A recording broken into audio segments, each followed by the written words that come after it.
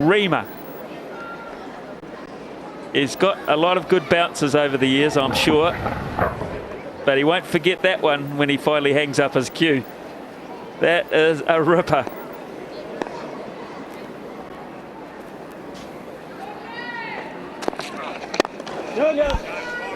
And that's really well bowled too. Following up that bouncer with a slower delivery, not quite getting it as he got this one to Ganga. This was the perfect slower ball. It was the last ball of the over. He bowled mid 140s, and then he gave him a Yorker, but he pulled it back to 129 kilometres per hour, and that was enough to have Ganga through the shot. Coming right across his stumps and flicking very, very fine indeed. That's 4 this time. Lara was bowled round his legs, remember, by Bond. First ball in Auckland. Well, he's got 50 now, and just a little deflection for 4. Carries Lara to 55, 133 for 2. Highlights of Lara's 50. Not, well, we really wouldn't call them highlights given the runs that Lara's made during his career, but it's been an innings of character from Lara. He himself came in, demanded that he bat number 3, or told the team management that he wanted to bat 3, and they, of course. Morton has just come to the crease. He's on 1. Ganga brilliantly deceived by a slow ball from Bond. This time he's gone for it. That's gone high in the air, but he's got away with it. Not trying to get out of the way of that. Decided to meet the aggression with aggression, and he's got away with it. Yeah, what'll be interesting for me is if the umpires have called this as one of the short, or the 2 deliveries that Bond's allowed to bowl. Does this ball get above the height of the head? Well, it does. And I think the umpires did signal that that's 1 for the over. So Bond, Lara would have been looking for this. Would have set his technique to play the short ball, but it was good height by Bond. This time he goes underneath it. Just that last one, it shows that this wicket is slightly slow, even though Lara is being challenged by the shorter delivery. Went to hook it, hit right at the end of the bat. Got through the shot, I feel, a little bit early. Had to field for the ball. But he has got, I believe, the best hands in the game. And once again, they didn't let him down, I guess. Also, Shane Bond, he's now used both of his short deliveries. If he bowls it again, I think no ball will be called. If he bounces it, Lara. Cutting in the air, shout to catch it again. But it'll be the umpire who makes the play there as he signals a boundary once again for Lara.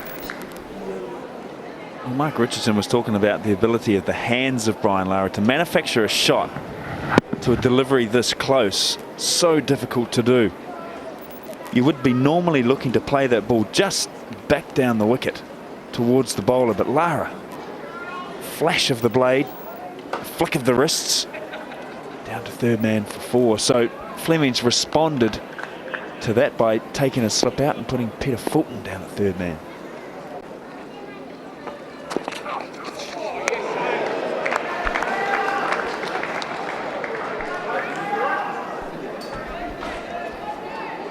Well, the bowlers talk about Brian Lara and they say he's a great player, but he always, you feel he gives you an opportunity to get him out. Now Lara is scoring eerily through this area, and because of that, Stephen Fleming has placed a man out there. He's now got a man at 3rd man looking for a catch in these areas here.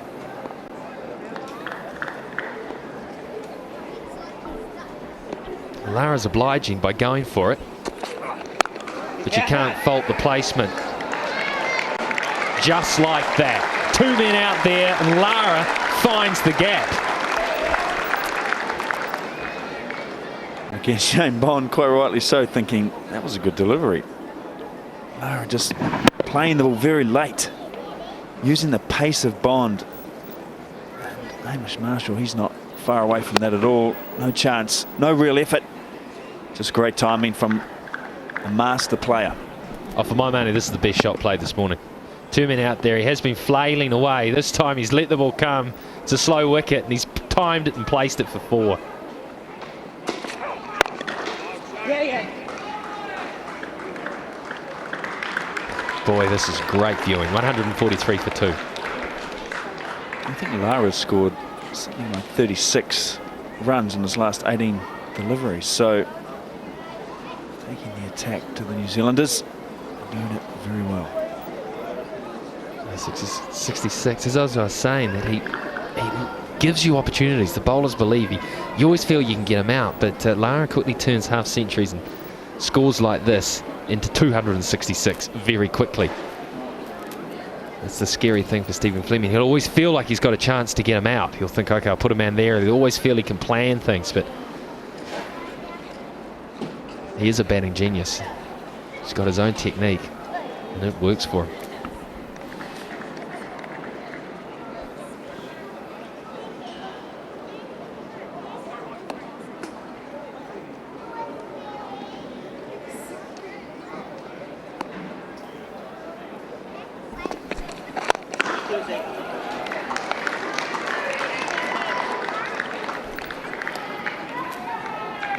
The field spread wide. A lot of scoring opportunities for Lara, and I think it was mentioned in the commentary box by some of our knowledgeable colleagues that when Lara scored 200 at Adelaide last summer against the Australians, or this summer against the Australians, that his first 60 was rather scratchy, and we've seen here that it wasn't until he got to about 35 or 40 that he started to get in. The over against Franklin they took for 16 almost catapulted him forward. And then once he's in, it just keeps going. He wasn't in the greatest form over there in Australia either, although albeit he got some dreadful decisions, I recall. He did actually, he did. It was pretty harsh on him and his team. Never complains though. Never came out publicly and said that it hard done by. He's a walker. He nicks the ball. We've had issues with that here previously. New Zealand.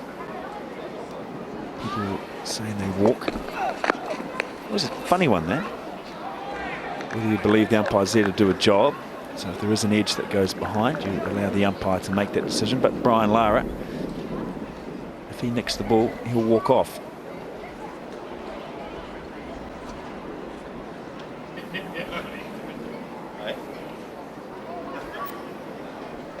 As far as I'm concerned, the umpires are there to make decisions. Let them make those decisions. Accept them and leave or stay. You're not there to do the umpiring. You're there to play. So you didn't walk? I would have hit it to deep cover and stood there if I thought I had a chance, Chris. Yeah, but you can't get caught if the ball goes along the ground all the time.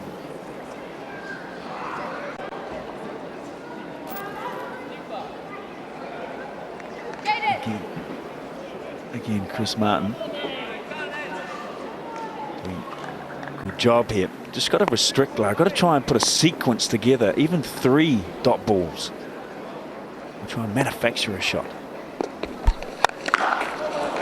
That's not manufactured. That's just simply a very, very good pull shot to a ball that deserved to go. Yeah, the short delivery from Martin.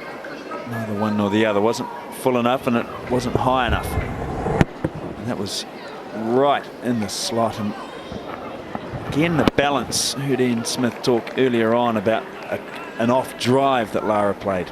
Great positioning. This time it was the pull shot to a short ball. Geez, looking good.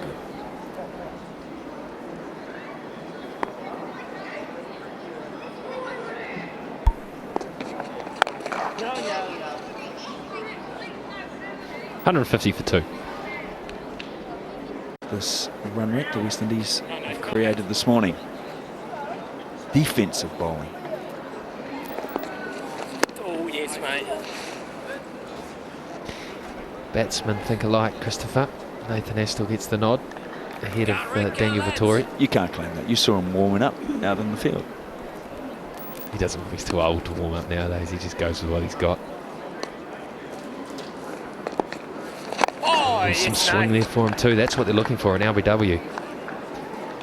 I think maybe what counted against Vettori and the thinking of Fleming is that with Lara there, Lara would attack Vettori. So it's an attacking standpoint to bring Vettori on. Perhaps he just wants to slow things down with his maiden over bowler. We also know that Fleming has a liking for maidens. He likes to deny. He likes to deny the batting team that he's playing against the opportunity to score. He sees the defensive option as an offensive creator of wickets, and it's that type of thing that Astle can perhaps create. Very, very tight lines, no width, and Lara again. We said before, it only takes 3 deliveries to Brian Lara in this sort of mood. If you can keep him tied up, he will try and create a scoring chance. Brian Lara will want to keep his momentum going here. He trades in boundaries. He's a batsman that trades in boundaries. He'll want to find the fence. New Zealand can stop him doing that, and it'll upset his rhythm. He's got a rhythm now. He's scoring quickly. Especially the way things have been going for him. He'll want to keep ticking over, keep that score mounting. Oh, good over. 150 for 2. Over saw Astle bowling below probably 115 kilometres an hour. Anybody bowling over 120 is going at 6 to 8 runs and over, but Lara not liking the slower pace, preferring the quicker bowlers. So it's Bond got in store. They've got the third man catching, the deep point catching. Whipped away. It's a chase of Marshall. He's very quick, comes to the fence, cuts it to 1. Yeah, I did notice in the over from Astle there was some seam movement as well. And so the key here at the moment, Nathan Astle was almost nibbling the ball around, providing a bit of awkwardness for Brian Lara. Just there. He is getting it to move back into Lara, but just this delivery here, just watch it. Just because it's fractionally wide, it just goes away. So Lara is going to have to be very, very watchful in the line that Astle's going to be bowling.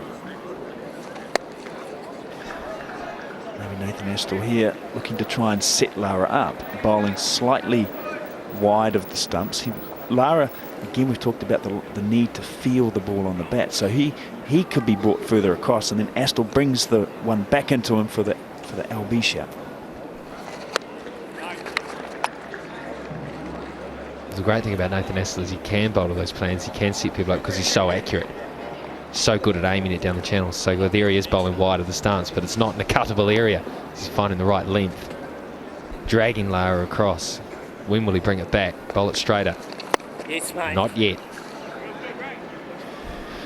And this way doesn't go for many runs. So, I mean, this is why Glenn McGrath is so good. I mean, Glenn McGrath is a 20 kilometre an hour better bowler than what Nathan Astle is, doing the same things, but at 20 kilometres an hour faster. There's the straighter one. Lara's up to it. So that's what makes McGrath the greatest bowler of the modern era. No real pace, but accuracy, wicket to wicket, denial, all of those things. Oh, that's great bowling. Call from the Wiki McCullum was that's great bowling, and yes, it was at every opportunity, but he hasn't got what he wants out of his unit so far. But see, the New Zealand bowlers to date haven't been exposed to the Lara factor. When you're bowling to a guy like Lara, he puts pressure on you because he takes bad balls and puts them away. Plus, he can also take you good deliveries and put them away. So when you're bowling, there is pressure on you all the time. You know that, oh, I've got to be in the right areas. I've got to be in the right zones here because he's just given my wicket away, and he gets all sorts of criticism for it. But then if you look back 2-3 overs, you see a bank of very, very good accurate bowling, which has led to that meltdown. 158 for 2.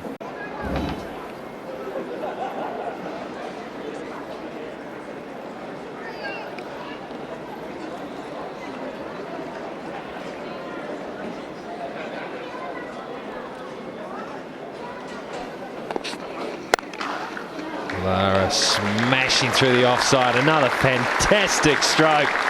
Oh, he's one of the finest offside players in the game and so good to watch.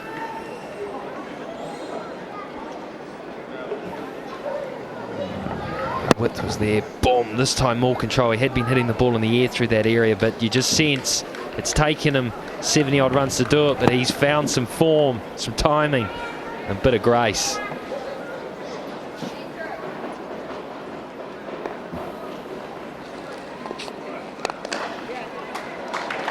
This time a chase down the ground. Didn't time this one. Junior's time has been better on the offside. And a change in the commentary box. Tony Cozier and Jeremy Coney.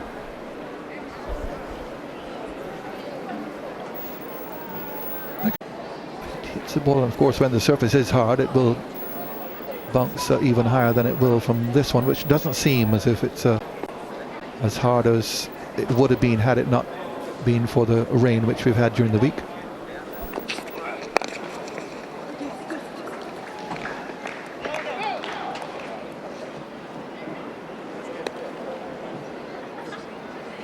Not taking the hand off the bat.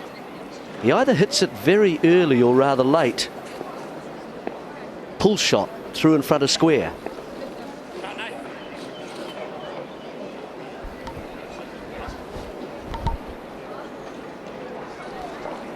Come on, lads. Astle will continue. 10 overs for just 14. Touch. Just got the bat back in time, or perhaps he didn't even move out, because if he had, that would have been gone.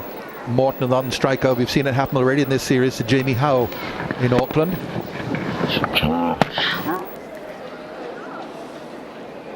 Stoically remaining in the crease, very sensible. Wasn't a half volley either.